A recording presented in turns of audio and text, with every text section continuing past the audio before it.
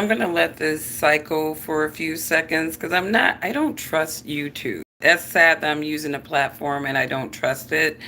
Um, but I'm gonna let it cycle out a little bit just to see if I'm actually live. I don't expect for this live stream to jump into an algorithm or anything because obviously my content is suppressed over here.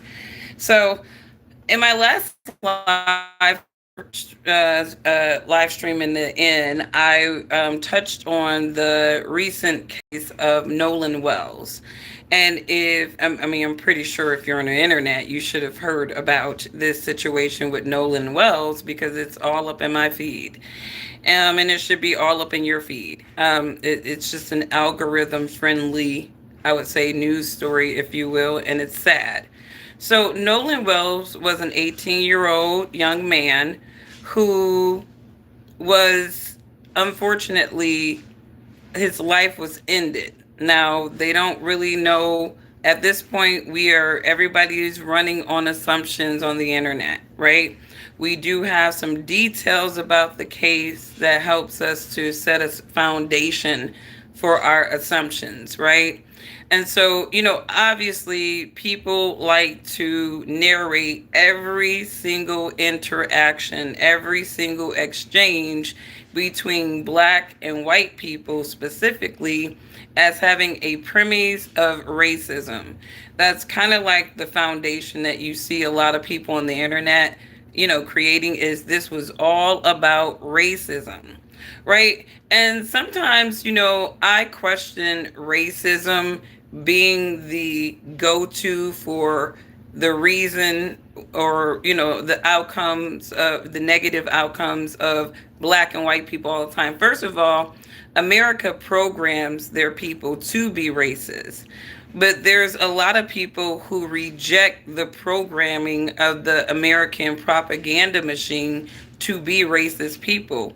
There are a lot of people, no matter what color they are, they can coexist, mind their business, and get along with other people no matter what they look like, okay?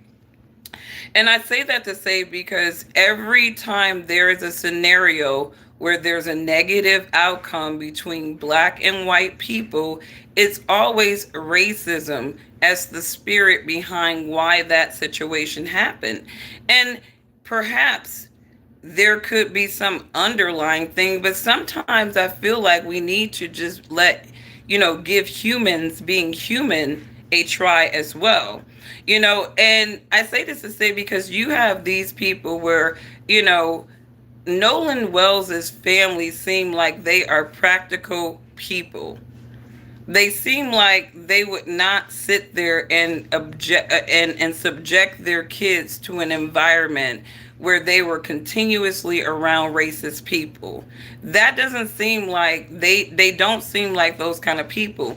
And then I'm looking at pictures of other high schoolers around Nolan, and it tells me that Nolan was not the only black kid in that school or in the equation, and that community seemed like it was pretty integrated and mixed with a bunch of different people.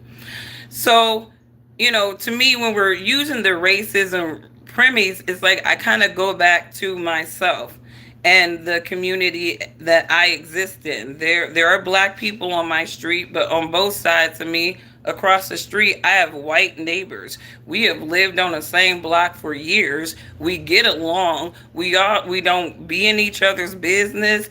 I feel like the little Zionist demon that was on the block was removed finally. And so everybody's happy over here. My kids go to school with kids who are black and white, different denominations. We're a very integrated community. And so my kids have been growing up with the same white kids, the same white kids. I break bread with their family, right? So if my kids go out, right, and they're like getting into it, and one of the little white boys, him and my son are tussling or whatever, and the white boy injures my son, right? I'm not gonna be thinking, you're injuring my black boy because he's black. I'm gonna be thinking boys will be boys. They roughhouse each other's. That's what they do. And I'm not gonna be narrating, that friend as taking the action against my son just because he's black. Because again, they're growing up together, right? And so when I look at Nolan Wells' situation, I can believe that at least one or two of those boys were kids that he grew up with, and I think there's even details out there that the mothers grew up together in that community. They went to high school together in that community, right? And so, to me, if you want to add racism to the mix, fine, do what you do. But to me, I don't feel like this is a racism premise here. Do I think that this is a boy against boy ego thing? That ego was the spirit that drove whatever was going on between Nolan and maybe one or two of those other boys? Because here's the thing, I don't think all of those boys had beef with Nolan. I think that one of those boys were truly his friends, but he was a weak ass friend. He didn't know how to take up for his homie in situations where it could pose a dangerous, right? And so, I don't think that these white boys set out to take their black friend on his boating trip and killed him. I think that Nolan was cool with one of those boys, maybe two of those boys, and there was another boy there that was not so cool, and some shit popped off. That's what I can believe. You know what I mean? Now, was he isolated because he was the only black friend? We don't know. We need more details on that to kind of understand what the real racism element is. But from what I see in the details, Nolan and one of those other boys, they went to opposing schools and they played opposing sports. And so here we are with this whole, school rivalry thing again. And we don't know, if that kid from the opposing school had some deep-seated whatever going on with Nolan, and he flexed on Nolan to the point where he killed him. And I think that, if you are a Lifetime, if your mama tortured you with looking at Lifetime movies or true crime kind of movies, unsolved mysteries and all that shit, right, you start to get an idea of how these detectives start to kind of narrow down these cases and stuff like that. And when it comes to a situation where you have a group of high school friends and some of them ego, horse playing, whatever is the scenario at play, it sounds like it was beef in this case. Whatever the situation is, one kid ends up getting badly hurt to the point of dying. Now these kids are panicking.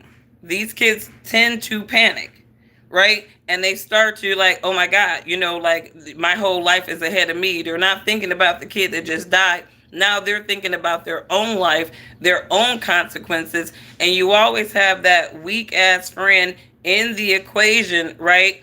They're going along to get along because they're equally afraid in this situation as well. So they start coordinating their stories, trying to get things together. They got to be straight with their parents and tell their parents the same story too, right? Some of these kids may lie. Some of these, they got to be on the same page, but it's usually that weak one that is not going to be consistent. And you start to see these details because, again, these are teenagers and we're in the age of social media and people dry snitching on themselves on the internet.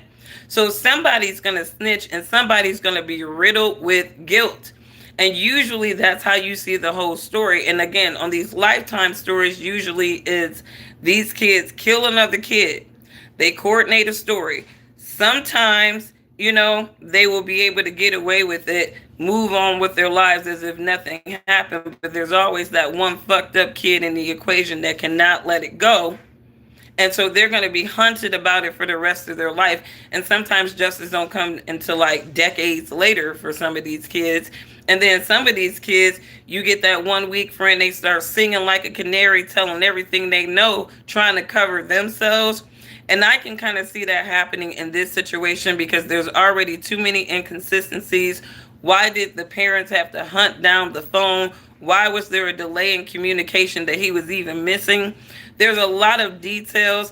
And the one thing that I would like to tell white people who want to, try to witch your only black friend on these isolated remote trips, the one thing that people really need to understand is black people, we leave the way we came.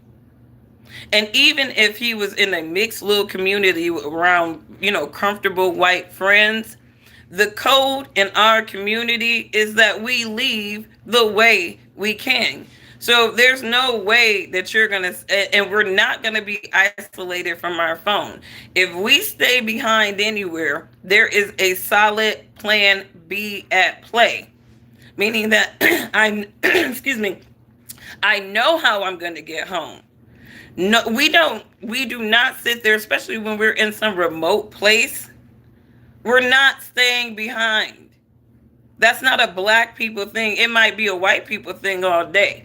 But the psychology of black people, especially when we are around dominant white people, is we leave the way we came. If I came on your boat with you, I'm leaving on your boat with you. And even if we are beefed out or whatever, I won't say shit to you all the way back to the shore, but I'm leaving the way I came.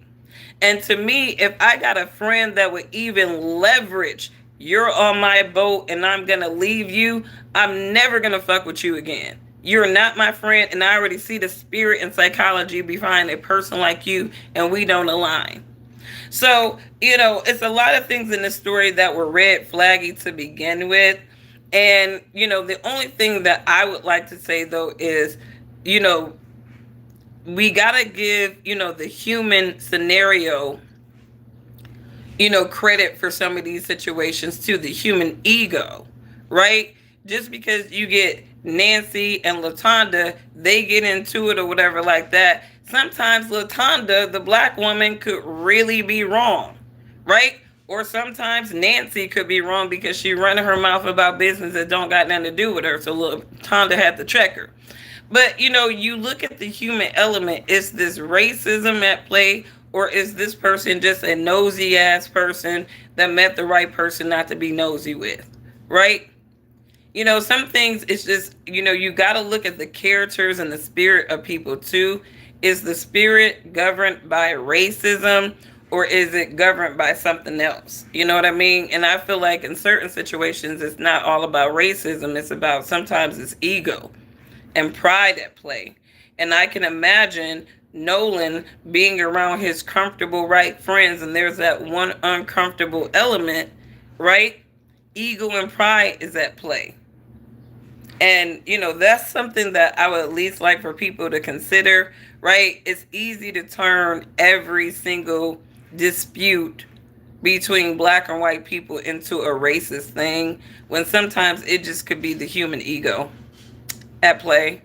And that human ego and pride is what causes things to crash and escalate really quickly. And people are not realizing that pride and ego is at play to a lot of detrimental outcomes. And if people would kind of replay that moment back, they'll realize, you know what? I could have walked away. I had every opportunity to walk away, right? And sometimes you walk away with your pride because you walk away with your life, right? But sometimes when pride and ego is at play, somebody feels like they are in a position of power over somebody else that they don't have authority over, right? Now they're putting somebody in a position to defend themselves, because you become a threat to them. And I can imagine that at some point during that exchange between those boys, one of those boys became a threat to Nolan. They became a threat to each other. And that is kind of where the flex. Now, I'm hearing rumors that the boy got jumped too. So that helps me to begs the question of that little white friend that he had. Was he really his friend? Because sometimes you can grow up with somebody, but you can also grow apart from somebody. They start messing with other people. You start hanging with other people. And y'all not as cool as you may think that y'all really are. You know what I mean? Some friends really outgrow each other. And maybe one friend knows it for sure and the other friend doesn't. Maybe one friend is jealous of the other friend and their progress and their success in life, and they can't leech on to that. So maybe there's some resentment. Whatever it is, a friend can turn into an enemy real quick. And that's what you got to teach your kids. You got to teach your kids that too. It's not about don't hang out with that white boy or that black person. It's like, look at the character of that kid. What kind of consistent patterns about that kid has made you feel uncomfortable? You probably shouldn't be that kid's friend. Don't, just for the sake of having a friend, don't hang out with somebody that make you feel uncomfortable. You know, and like I said, I tell my daughter, she's 21, you don't need to be in a photo with a gang of bitches that don't, and half of them don't even like you, just to say that you in a photo with a gang of bitches. Sometimes, the road less resistant is the one traveled alone. You know what I mean? So I think that, as kids get older, reminding them bad association spoils useful habits. And, at some point, they're going to have to do a character analysis of the people that they want to align with. And this is true of adults, right? But if you train your kids to do that early, right, they'll be more selective about the humans that they deal with, because not every human on this earth is worthy to deal with, because they're working with evil, wicked spirits that make them unworthy to deal with. But anyways, what's going on, Marvin? If you follow this channel, you guys know I go off on my spiel. I don't look at the comments until the very end, because I don't want no old ignorant coming in, and I don't feel like going off on everybody's kids. All right? You put your trifling ass rude kids in society, they gonna get their feelings hurt every fucking time. And if you don't teach them, the world is gonna teach them. So I don't play those little weird games in my comments. So I try not to look at them when I'm trying to get my thoughts across. But Marvin, I see you. I see you. Amon, I see you. You said Michael Jackson or Prince. Both of those brothers were dynamic artists. Ain't no Michael Jackson or Prince. It's just both of those brothers are dynamic. Stop comparing dynamic artists. I would, yeah, maybe y'all do that in y'all culture, but black people, it's not Michael Jackson or Prince. It is just them. They are both dynamic artists from our culture, and most of us tend not to compare them, even though back then there was a versus, right? And they were choosing, but at the end of the day, they both were dynamic artists, right? And you can tell that they were dynamic artists the way the industry tried to basically whack them off so that they can, start leeching off of their royalties and personas. You know what I mean? Prince was smart as hell because he knew those people were leeches. He knew they were leeches. He knew that they were trying to own these artists, every aspect of them, for the rest of their damn life. You know what I mean? Look at, they had Whitney Houston as a hologram performer because her estate was weak as fuck and bowed to these leeches. And Dionne Warwick was so disgusted by that. Like, just let the dead rest, weirdos. Only Satan's chosen people would take a dead person and make them a hologram performer. Fucking demons. What's going on, Brian? I see you. I see you. We're just talking about this Nolan Wells situation and some of the additional details that are coming out. And again, a lot of people, especially, our people sometimes in America, because we're programmed to be racist people anyways, whether you're black, white, Puerto Rican, and Haitian. If you are in America, you are being programmed to be racist. Subtly, covertly, but it's happening. With every isolated human situation that is projected and algorithmically projected the wrong way to get into your emotions, you are being, psychologically manipulated into being a racist, whether you realize it or not. But for me, I like to be objective about things, especially when I see the algorithm repetitively projecting something emotional to me. I like to look at things objectively, whether you got a group of black boys or a group of white boys or that one black friend in the equation or whatever like that. Or, my thing is, sometimes it's not about racism. Unless Nolan's family was paid by the government to, do this to Nolan so that they can project hyper racism among the population, with another black boy killed or another black person killed by their dominant friends or coming up missing or not returning because they're around dominant white people, to set the narrative that black people are not safe around white people. And I would say, yeah, black people are definitely not safe around some white people in American culture because they're riddled with supremacy. And supremacy is always going to be the threat to any other cultural group around them, right?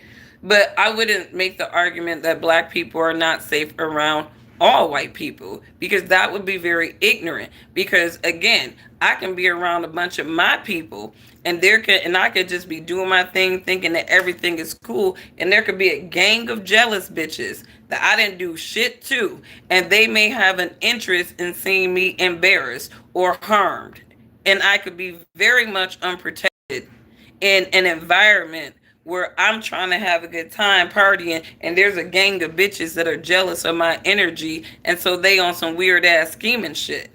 This can happen, to me. I just feel like, sometimes these narratives are kind of weird because, I mean, it's just humans and humans. And, to me, you have to be careful with the spirits and characters of the humans you align with. That's no matter what color they are. That's just what it is.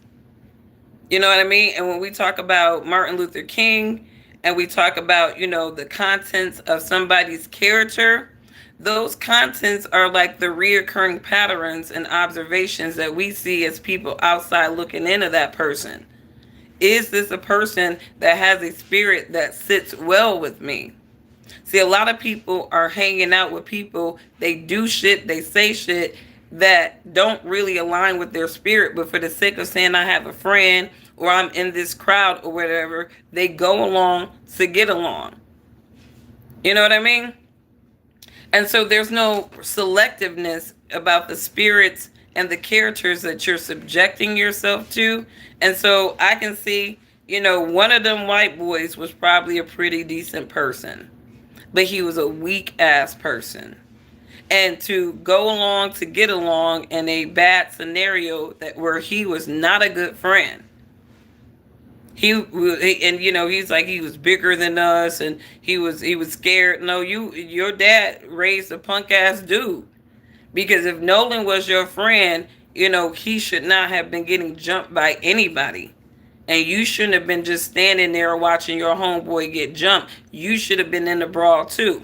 But if you're a weak ass friend, right, you might sit there and watch two dudes fuck your friend up, right? And thinking that they're not gonna kill him, they're just gonna rough him up, and they end up maiming that kid. See, this is like the new generation of the kids, and these kids just do not fight each other. They have had a lot of influences on the internet that conditions them to maim another child. They not just throwing blows these days, these kids. There was a video circulating about this black and this white girl that got into it. Now the white girl, she all about it in her little black culture mode and blah, blah, blah. Her and the black girl get into it or whatever like this. And this black girl with the devil in her, she literally was not just fighting this white girl. She literally is bashing her head against the concrete, having zero regard for this girl's life. You know what I mean? And you can't attribute, so was that racist because it was a white girl and a black girl? Right? No. It was two ignorant ass girls. And you had one that just had a little bit more devil in her because she knew she had the upper hand on the white girl who was significantly smaller. So she couldn't just beat her ass, smack her up a little bit, and go on talking shit. No, she's trying to immobilize and maim this other girl. This is the kind of time that these new generation kids are on. So can I believe that two of them boys might have had beef with Nolan and they want to flex their mightiness? I'm beating up a black kid because he's weak. It took two of them. Your daddy raised a weak ass dude if you need another dude to help you fight one dude. You a weak ass dude. So the white boys knew at some point that they were fucking weaker, that their daddy raised a weak ass, pussy ass dude, right? Because it took 2 on 1. And I will never respect a fight or a brawl, whether it's bitches or dudes, where you got a beef with a bitch and you need a gang of other bitches to help you fight this one bitch, you pussy bitch. Like, you should be fighting this battle by yourself. But this is what happens. You know what I mean? This is the time that these people in this newer generation is on. They're weak. They're fucking weak people. They talk all this shit, and then they need a gang of other people to help them substantiate their shit. So, rest in peace, Nolan Wells. I'm praying for the family. I'm praying for the mother. I cannot imagine. As a mother, he looked like he came from a loving, structured family. Just like them white boys came from a loving, structured family, no doubt. And who knows what they came through if they got the devil in them. Because honestly, your kids manifest the chaos that's in your household. These kids be in these streets just telling on the parents, telling on what kind of environment they were raised in, what type of people they were raised in. If a kid go to school, an elementary school kid go to school saying something racist, we know where he got it from. Your kid has just manifested what they're being raised by in the household. Okay? These kids be out here telling on their parents by their actions and their behaviors. So when people are like, you shouldn't blame the parents all the time. Yes, you should. Because that kid could have been in a cycle of dysfunction that he done went out and took into school and society. And it's absolutely the parents' fault because they're fucked up kids, people. And they probably went through the same cycle of dysfunction. And we're dealing with these dysfunctional ass people. These kids should have been able to go on a boat, everybody chill. And if they're being raised by decent parents in structured household, it would not have been on any of their minds to settle conflict with violence.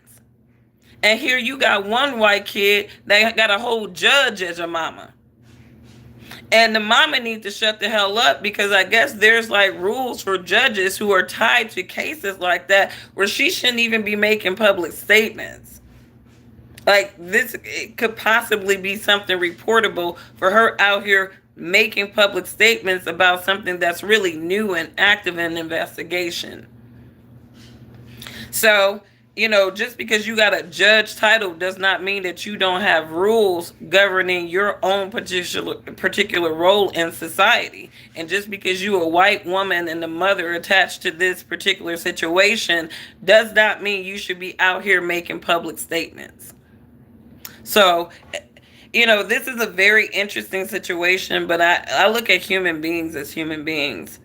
And, I think the human beings in America, they're programmed to believe that everything is racism and everything. And it could be because, again, all we see is racist propaganda everywhere we turn.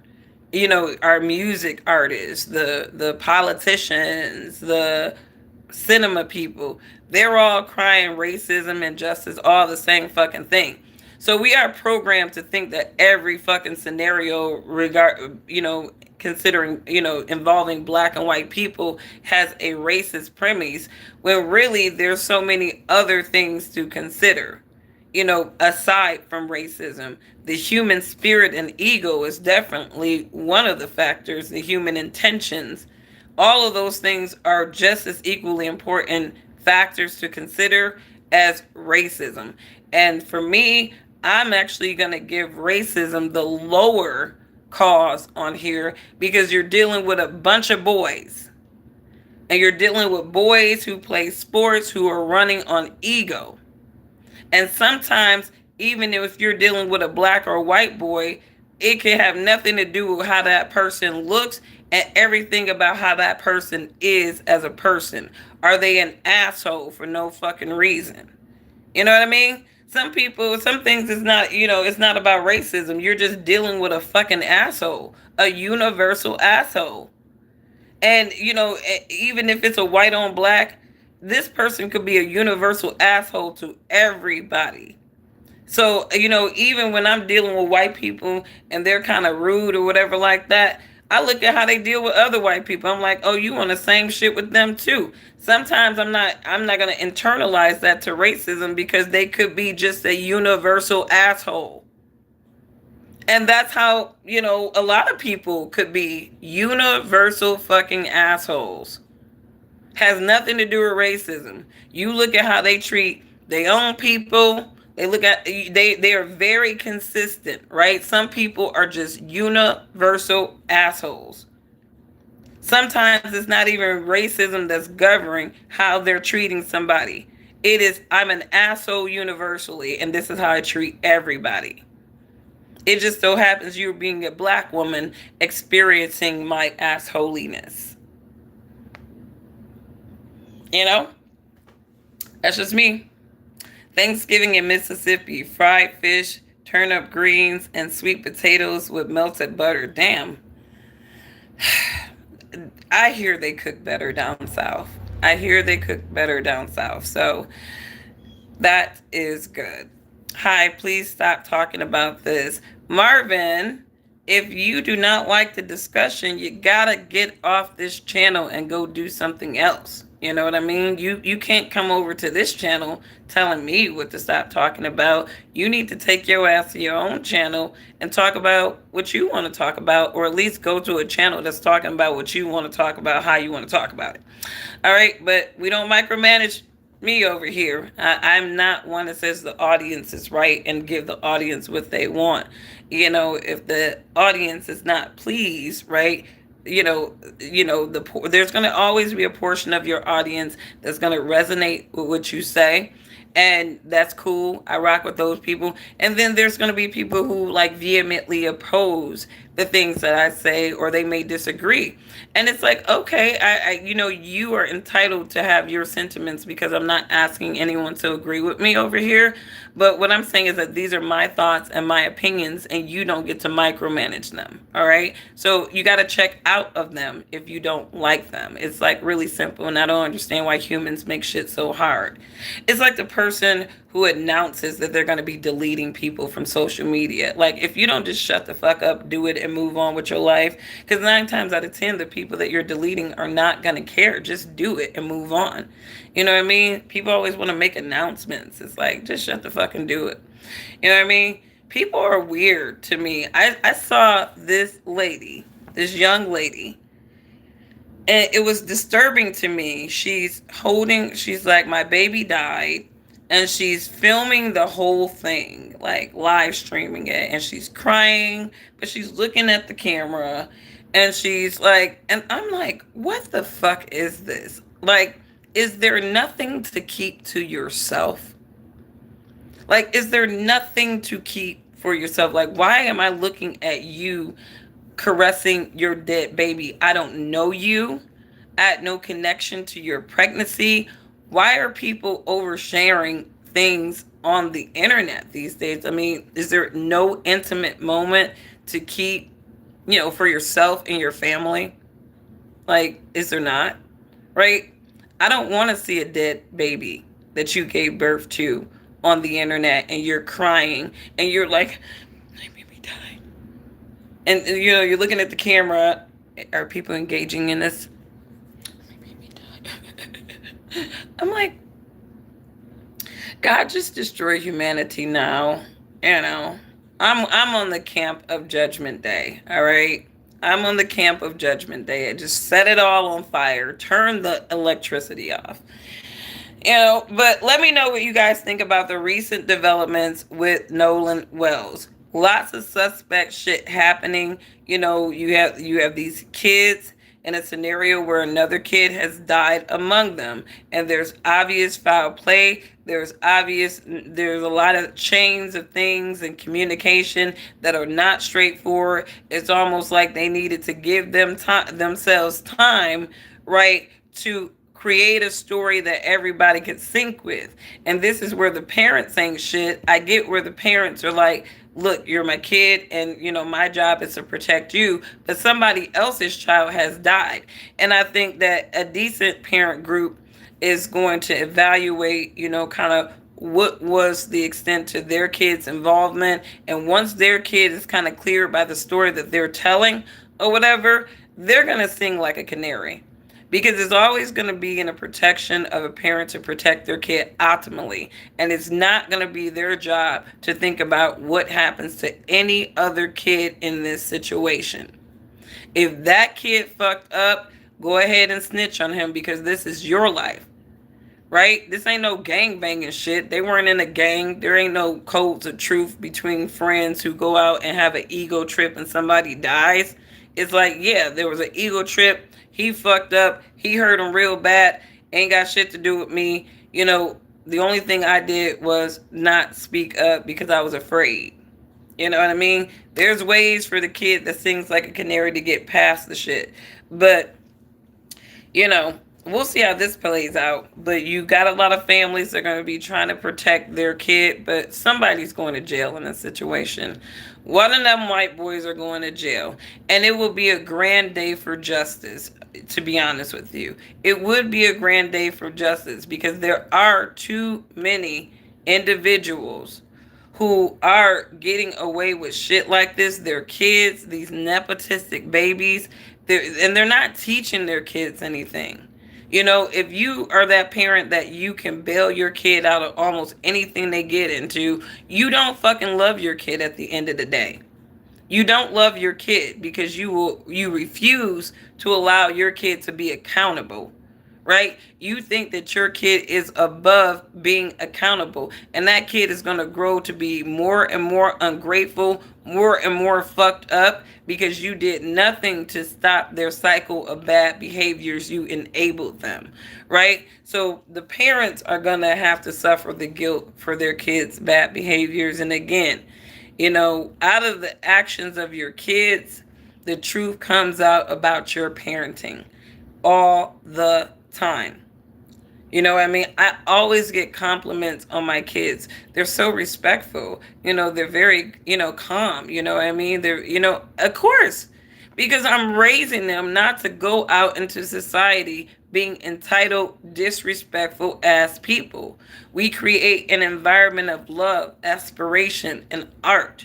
All of the things that Maslow, when he created his little pyramid of foundations of human development and the hierarchies of how human needs are development, at the foundation of that pyramid is the home. The home is the foundation for how all the other steps in the pyramid pans out. So if you're in an environment where your dad is there and your mom is there, but dad is out on the block working all the time, he's not pouring into you, he's not giving you any type of, life lessons, anything to pass on to you. Mom is drinking and half engaged and she's depressed about shit maybe that dad is doing. All that shit trickles in to the psychology of the kid, and they go out into the world and they trickle it into their interactions with other people. So there's a lot of parents that are fucking their kids up, and they're giving society fucked up adults. And I'm using that strong language word because that's what you have done to society. Any parent raising entitled kids, you are literally setting society up and your kid up for a very volatile person. And that's just what it is. And that's the accountability that parents have to accept. You gave your kids too much, you spoiled them, and you gave us ain't shit people in society. And they're the type of people that will take your kid, will take your entitlement, take the boat, your family boat, right? Take a bunch of friends and think that he's the ruler of all of these people that are secluded with him, and that he can do evil shit to anybody on that boat or whatever because you gave him the keys to have authority over somebody else. You know what I mean? If it turns out that Nolan Wells did pass on because of, the actions of his friends, it's like, eye for an eye. Eye for an eye. And it's going to happen because karma is a bitch. You reap what you sow. Anyways, we can get on with doing it wrong again, but better. It's like I describe my politics with accelerationist, collapsitarian party because I'm a smartass, but mostly because I believe that the sooner that the unthinking creates collapse, the sooner Earth heals. You know, yeah, I do feel like, stupid people are a liability to societies, but then again, we live in America, and this society intentionally creates stupid people, right? So, how do you contend with that as somebody who's naturally and organically able to cleave onto intelligence, even if somebody never really taught it to you? It's just a natural knack. And it's like there's no place in society for people with natural knacks of intelligence, because we're just contending with programmed ignorance. You know what I mean? So it's a contention indeed, my friend. But I say this to say, just to summarize my original point of this video, not every exchange between people in American societies of different races and cultures have to do with racism. Some things have to do with human pride, spirit, and ego governing that particular isolated situation, right? Situation where the black woman shot the white man, right? Shot the white man. They were supposedly arguing, going back and forth over a parking space, right? The reason that man got shot was not because of a parking space, right? The basis for their exchange was arguing over a parking space, but the outcome of their exchange had to do with human ego, right? This woman and this man were both operating on ego over who was entitled to a parking space. And instead of somebody saying, you know what, fuck it, let that little rude demon have it, I'm about to do something else, right? So that the situation don't escalate. The human ego created a scenario where she ended up parking and this man approached her, right? His ego made him put himself in a situation of danger approaching her, and it made her feel uneasy and threatened with him approaching her. Because when somebody is charging at you, coming at you, and you tell them not to, and they insist on doing that, at this point you do not know what their intentions are and what they could do to you. So you do need to be defensive. You do need to be defensive.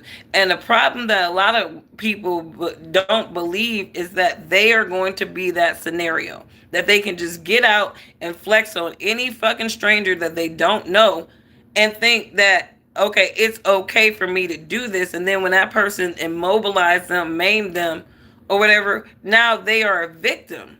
And it's like, no, this dude is not a victim. He's a victim of his own choices, right? And this is just the realm of quantum physics, right? I don't believe that we all live in an alternate universe. I think that alternate universe comes with decision making, right? Every decision that we make could open the door and create a new reality for us in life, right? If I make a decision to spend my last dollar on a $1 scratch off and I hit for $50,000, that was a life-changing decision, right? Right? I just made an executive decision. I was going to spend this way, and this was the outcome, right? Quantum physics really is trying to resolve human decision making, right? And the realities that it can create for somebody. That lazy artist who's not motivated, and finally they get motivated and they create something so amazing that society loves it. And then overnight, their struggling artist thing becomes their famous, people are buying their stuff, right? Decision making, right? Every freaking decision can create a different outcome for us, and we just have to evaluate, analyze those different outcomes, right? And that's at least how my brain thinks, right? So before I even make a decision, I actually look at the outcome of the decision, versus the decision or even the actions to see the decision through. I look at the probable outcomes. That's how I think, right? And so, if I'm in a situation and I'm arguing over a parking space with somebody, right? I may make the decision that I don't want to give this situation my energy. I'm going to find another parking spot and I'm going to say, I'll pray for that wicked spirit person, Sometimes I curse them, and I do ask God to forgive me. I do. But because you shouldn't curse. But I do curse people who offend me. But I always have remorse for the curse, and I do ask for forgiveness. Yes. But anyways, yeah, I'm only human. But it's like, but I park in another space. I go do my business. I come back. I go home. I'm alive. Now, if I allow that person to move my energy to get out of my car, now I'm approaching that person and I'm creating a threatening environment because I'm the parameters of safety for both of us are closing in as I am approaching. I'm breaching the line of that person's comfort zone. And some people let their ego allow them to do that to the point where that person feels unsafe. They give them warning after warning, do not come close to me, right? And that person is ignoring it because a lot of people do not think that they could be that human, that they could be that scenario. And I'm sure that dude, when he got out flexing on that woman like he probably does every other woman that he gets into a disagreement with, he probably did not calculate that he got into it with the wrong woman and that he would lose his life that day. Right? Because nobody's calculating, hey, I've been an asshole to women my whole life and I ran into the right one and she ended it. But that's about decision making, right? So again, sometimes everything is not about racism, it's about ego. It's about what the human ego has drove them to do to another person that breaches that parameter of comfort. And people can narrate that man as a victim all he wants to and say it was just a parking spot. No, he's a victim of his own decision. He breached the parameters of human comfort. His ego made him be a threat to other people. He was coming at somebody else. And I'm not saying the dude deserved to die, right? But he definitely set himself up to die doing dumbass shit like that. So what do we learn from all of this, right? Human ego can get people killed. Whether it's the boyish human ego dealing with like a situation like Carmelo Anthony or Nolan Wells, right? These are egos that are at play, not racism, right? Now we do know that, Austin Metcalf was raised, obviously, it appears, by a racist ass dude. Austin Metcalf's dad is a fucking nightmare. Like, if I was a white man, I would be very embarrassed. I would be very embarrassed that this dude is even attaching himself to a white man's movement. That ain't even a man. That is a pussy punk dude. And we know this because even his own damn wife didn't want him. All right. So, ego. Austin Metcalf, if he was raised by a dad that taught him to respect people and to mind his business and stay in his lane, he would not be dead. He wouldn't be dead. Right? But this is decision making, right? What created the outcome? The decisions in the first place. And a lot of people don't want to be accountable for that initial decision and what rippled down into the universe to create an outcome that was unfavorable. An outcome that they could not come back from, right? Dude used to beating his women. Then he get with a woman and he's about to flex on that. She take a knife to defend herself and she stabs him. Dude is dead now, right? He's dead. But ultimately, what started the conflict is him beating on women, getting away with that so much until he met the right woman who was like, I'm not going to let you beat on me. I'm going to end you. Right? You know what I mean? Same way when you got people in interracial relationships, right? White dude kills his black girlfriend and everybody automatically say it was racism.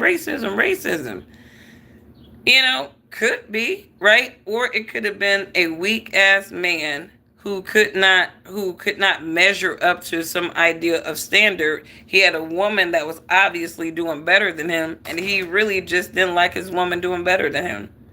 Because this is the same scenario with a black man and a black woman. If that woman is doing better than that man, sometimes that man can come with a danger. And a lot of these men, they are killing their black women. Black men are killing their black women, right? Because she's doing better than him. His ego is shattered because this woman is doing better than him. And even though he has to contend with it doesn't bother him, he does, because any inklet of her success, he's going to bring it down to a lower frequency. You know what I mean? So even in scenarios like that where he can't contend that much, these men are out here killing their wives. It's not racism though, but the scenarios are going to be the same. But because there's a white man and a black woman versus a black man and a black woman, right? It's racism in that scenario, and it's not racism in that scenario.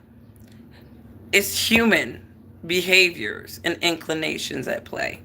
Not everything is racism. Some things are human inclinations and behavior. And that's just the purpose of this live stream. If you missed it, obviously my content is suppressed. You can catch it on the replay. But, how was he not minding his business when it wasn't his tent. That was not Austin Metcalf's tent. That was the school sponsored tent. He didn't have any authority over that tent.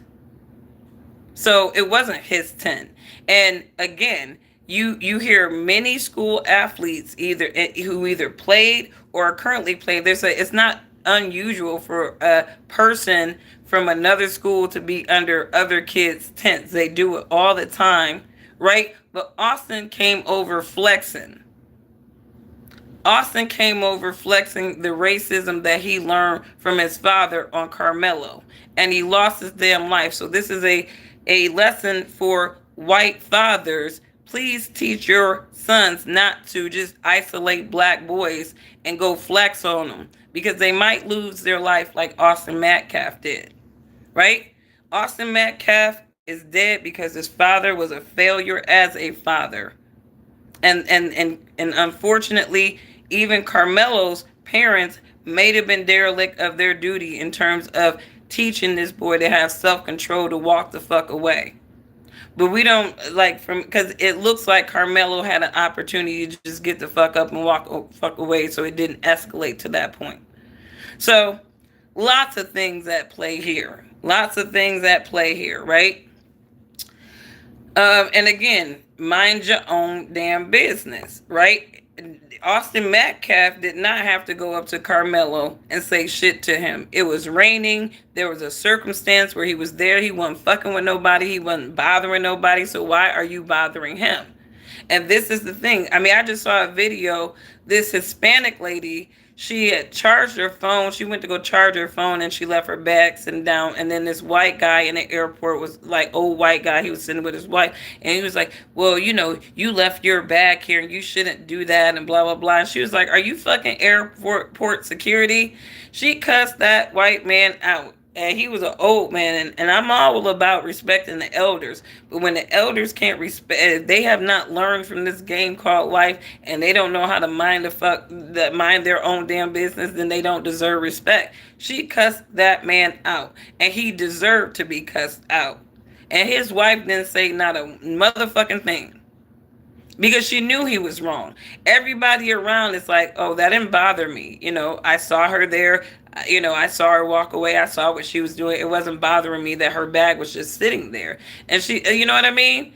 Airport security should have said something to her before that man did. But here, all these little silent vigilantes and snitches, they want to feel like they have authority to say shit to other people, and they get their feelings hurt all the time, or sometimes even worse things happen. So minding your own business and standing in your own lane is like life-saving. It really is. Mind your fucking business. If it's not impacting you, if it ain't got nothing to do with you, if it's not violating your space, mind your own damn business. It's life-saving these days, because there's too many demonic images being projected to human beings, and psychological manipulations of feelings, sentiments, and reactions that are unholy, that we are contending with as people. So sometimes walking away and letting the ignorant be ignorant is going to be your best friend or your best choice. All right. And that's just what it is. You know what I mean? It's just what it is. You know what I mean? Some people, you might be married to these little supremacy ideas that were prescribed to America, but motherfuckers are out here getting killed because of supremacy these days. I don't care if it's white supremacy, black supremacy, any level of supremacy, people are getting killed. So it's better to mind how we are dealing with each other in this American society. And again, America just celebrated 250 years and we still dealing with the same damn thing. This is to me more, projected by the country. America wants to be a racist country. The government perpetuates it. This nation wants to be divisive. It's operated like this for so long. I don't think America know, and I think America does because again, I'm a 90s baby. So again, maybe I grew up in a bubble because I didn't grow up in what people project as a racist America. But again, I was not conscious. I was just a kid. I was growing up and I was accepting the things in my bubble and what was projected to me. And in my bubble, black people and white people, we coexist. Racism was a thing of the past. But then it was like somewhere in the Obama era, they kind of created this scenario where racism became popular. And between Obama and Trump, we have seen the worst of America brought out on black people's side and white people's side. They literally brought the racists out between these two presidents. So to me, both of them were like demonic entities in their own damn selves. But anyways, you guys, you have a wonderful rest of your day. I wanted to just do this quick live stream. Oh, is Lindsey Graham like dead, or is he like Mitch McConnell dead? Like, is he like, where are we at on these people who have supposedly died? Like, did we call Mitch McConnell yet? It just seems like Satan is calling in souls right now. So if, I don't know if Lindsey Graham is dead or not. I'm seeing different reports. It looks like the news is confirming it. Did they confirm Mitch McConnell? All right. People die. Everybody gonna die, right? People die. But I always feel like it's a good day for humanity when the warmongers and the genocider enablers pass on. It's like, wow, we just had a quick cleansing. So I do feel like, we're maybe getting a cleansing period where humanity can actually heal because some of the satanic forces are actually. So, anyways, love your neighbor as yourself.